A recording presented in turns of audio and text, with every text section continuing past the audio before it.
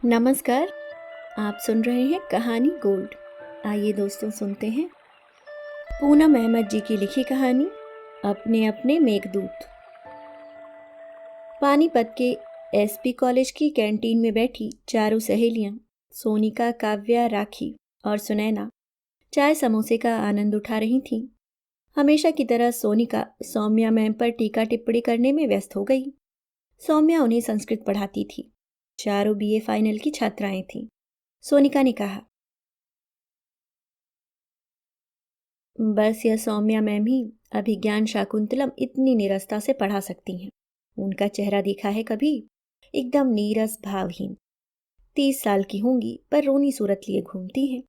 पता नहीं क्यों मैंने संस्कृत ले ली। इससे अच्छा होता हिस्ट्री ही ले ली होती। कम से कम नीलम मैम का हंसता मुस्कुराता चेहरा तो दिखता। यहाँ तो जैसे सौम्या जी हंसना ही नहीं जानती। कितनी बोरिंग है। काव्या ने कहा, मैंने तो कहा था चल हिस्ट्री लेते हैं। तुझे पता नहीं क्या करना है संस्कृत का। अरे मुझे लगा स्कोरिंग सब्जेक्ट है इसलिए। हिस्ट्री याद करना कौन सा आसान काम है। पर हाँ, इन सौम्या मैम की गंभीर बोरिंग मुखमुद्राओं से बच जाते। इस बात पर राखी और सुनैना भी हंसती हुई हाँ में हाँ मिलाकर नाश्ता करती रहीं और बीच बीच में सौम्या की बुराई में भाग लेती रहीं। चारों बचपन की सहेलियां थीं। घर भी आसपास ही थे। सौम्या की नियुक्ति इस गर्ल्स कॉलेज में संस्कृत प्रोफेसर के रूप में 2 साल पहले ही हुई थी।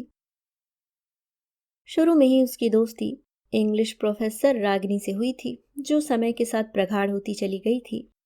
रागिनी अपने मिलनसार स्वभाव के कारण छात्राओं और टीचर्स में काफी लोकप्रिय थी। सौम्या अपने नाम के अनुरूप ही शांत और सौम्य थी। स्टाफ रूम में अपने कोमल स्वभाव के कारण उसने सबका दिल जीत लिया था। कम बोलती थी, गंभीर रहती थी, पर स्वभाव की कोमलता ने हर टीचर का दिल जीत ही लिया था। क्लास में मन लगाकर पढ़ाती, काम से काम रखती। सोनिया जैसी छात्राओं की नज़र में वह काफ़ी रूखी सूखी, भावहीन, बोरिंग पर्सनालिटी थी।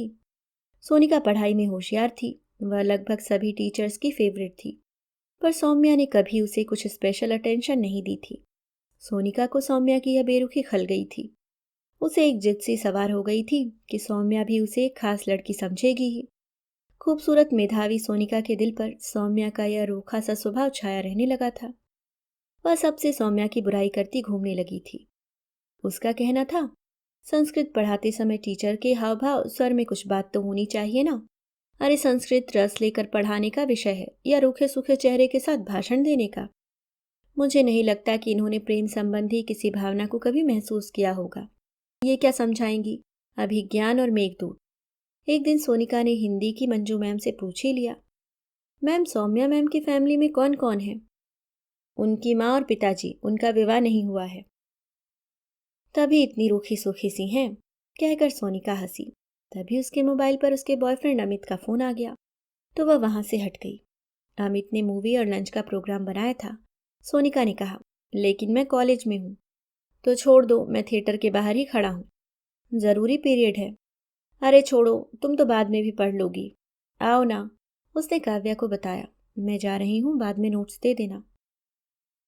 सोनिका तेज तेज चलते हुए जा ही रही थी कि उसे अपने ख्यालों में डूबी धीरे धीरे चलती सौम्या दिखाई दी। उसने मन ही मन कहा, पता नहीं क्या सोचती रहती है, बोर। सौम्या की नज़र सोनिका पर पड़ी तो सोनिका मस्ती में चलती हुई उसे विश किए बिना पास से निकल गई। सौम्या ने सोनिका को देखा था, पर अपने पीरियड में उसे गायब देखकर पूछ लिया, सोनिका कहाँ है? काव्या ने कहा, मैम कुछ जरूरी काम था, उसे घर जाना पड़ा। सौम्या ने बिना कोई प्रतिक्रिया दिए फिर पढ़ाना शुरू कर दिया।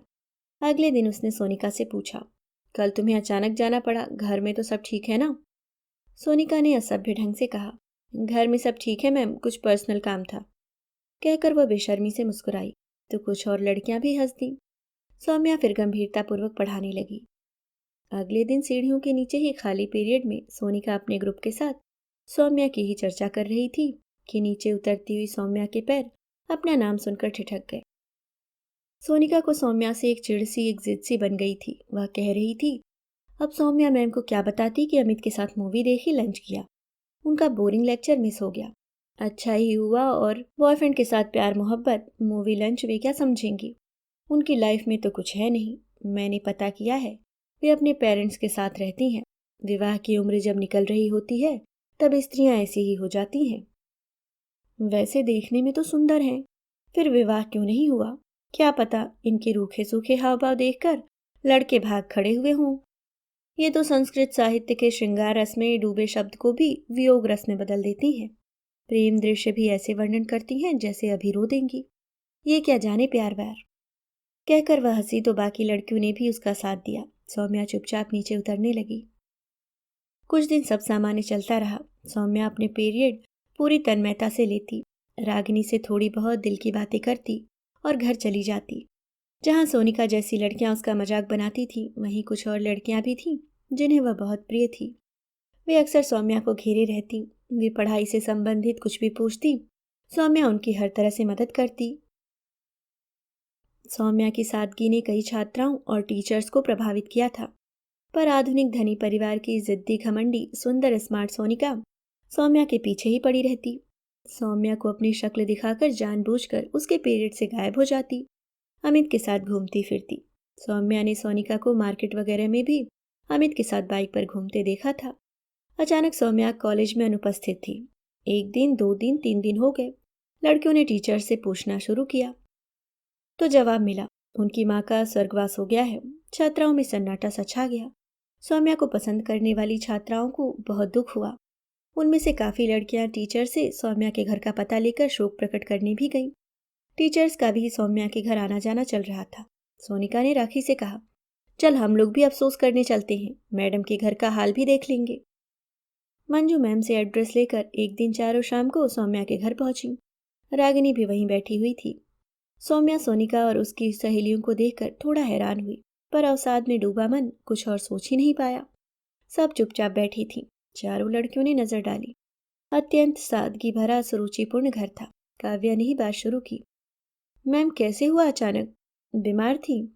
सौम्या ने रुधे गले से कहा, माँ अच्छी भली रात को सोई थी, अचानक मुझे आवाज दी। मैं भागी पर माँ कुछ बोल ही नहीं पाई। हार्ट फेल हो गया। जब तक डॉक्टर आए माँ जा चुकी थी। इतने में अंदर से बेटा आना की आवाज आई तो सौम्या ने कहा, पिताजी बुला रहे हैं, उन्हें बुखार है, अभी आई। कहकर सौम्या अंदर चली गई तो सोनिका इशारे से अपनी सहेलियों से चलने की पूछ ही रही थी कि सौम्या वापस आई और बोली, पिताजी को दूध और दवाई देनी है, आप सबके लिए भी चाय बनाकर लाती हूँ, आप लोग बैठो, मैं भी आई। रागिनी ने कहा, नहीं सौम्या हम चलते हैं अब। नहीं नहीं, चाय का तो टाइम हो ही रहा है, बैठिए, मैं भी आई। सौम्या किचन में व्यस्त हो गई। सोनिका ने कहा, रागिनी मैम, सौम्या मैम तो अब और अकेली हो जाएंगी, उनका कोई और रिश्तेदार है यहाँ? रागिनी ने ठंडी सांस लेते हुए धीरे धीरे कहा, तुम लोगों ने तो उसे शांत गंभीर देखकर बहुत बातें बनाई है ना। चारों के चेहरों का रंग उड़ गया। वे सकपका गईं। रागिनी ने संयत स्वर में कहा, तुम्हारी गलती नहीं है, तुम्हारी उम्र ही ऐसी है। बात की गहराई तक गए बिना तुम लोग ऊपर ऊपर देखकर ही फैसला कर लेती हो। ये सौम्या के अपने माता पिता नहीं हैं। उसके माता पिता तो दिल्ली में रहते हैं। ये तो उसके मंगेतर रवि के माता पिता हैं, जिनका अब सौम्या के सिवाय कोई नहीं है। सौम्या और रवि एक दूसरे से बहुत प्यार करते थे। दोनों का विवाह होने वाला था। अचानक रवि की सड़क दुर्घटना में मृत्यु हो गई। रवि इकलौती संतान था। सौम्या अपना घर परिवार छोड़ रवि के माता पिता की देखभाल के लिए यहाँ उनके साथ ही रहने आ गई। उसके माता पिता भाई सब मिलकर भी सौम्या को उसके फैसले से हटा नहीं पाए। उसके माता पिता भी आए हुए थे, वे आज ही वापस गए हैं। सौम्या ने इसलिए यहीं यह जॉब भी ढूंढी। चारों का चेहरा सफेद पड़ गया था। रागिनी मैम धीरे धीरे बोल रही थी, सबके अपने अपने मेघदूत होते हैं।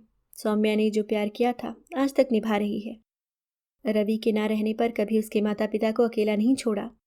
घर वालों से झूठ बोलकर बाइक पर घूमना, मूवी देखना, लंच करना ही प्यार नहीं है बच्चों।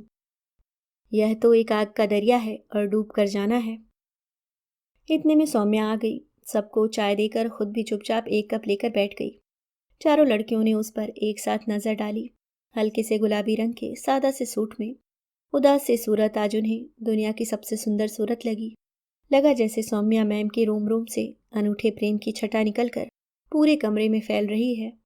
अपनी हरकतों पर, अपनी सोच पर सिर शर्म से झुका जा रहा था। आंखें उठाई तो आंसू झिलमिला रहे थे। उन्हें देखकर सौम्या चौंकी। क्या हुआ सोनिका? सॉरी मैम, सौम्या ने बस सिर हिला दिया। सोचा सोनिका ने माँ की मृत्यु के लिए कहा, पर यह तो सोनिका के दिल से हर बात के लिए सॉरी था। रागिनी को सौम्या ने रोक लिया था। चारों सहेलियां सौम्या के घर से बाहर आकर चुपचाप चलती पास के ही पार्क की बेंच पर बैठ गईं। चारों की आंखों में पश्चाताप के आंसू थे। सोनिका के दिल में तो जैसे एक तूफान हलचल मचाए था। वह क्या समझ रही थी? अमित के साथ पूरा दिन फोन पर चैटिंग, उसके साथ घूमना फिरना, मिलना जुलना प्यार है? नहीं, प्यार तो सौम्या मैम ने किया था। प्रेम में त्याग है, तभी तो प्यार को पूजनीय कहा जाता है। यह तो एक अनूठा रिश्ता है जिसमें शरीर का कोई आकर्षण नहीं होता, फिर भी दो दिल हमेशा एक दूसरे के करीब होते हैं। सम्मान, त्याग और समर्पण से सराबोर प्यार के इस खूबसूरत एहसास को समझते हुए सोनिका के दिल में आज सौम्या मैम के लिए प्यार और सम्मान की भावनाएं हमेशा के लिए अपना स्थान बना चुकी थीं। अभी आप सुन रहे थे पूनम अहमद जी की लिखी कहानी अपने अपने मेघदूत। उम्मीद करती हूँ दोस्तों कहानी आपको पसंद आई होगी। अगर आप चैनल पे नए हैं तो सब्सक्राइब करना ना भूलें। धन्यवाद।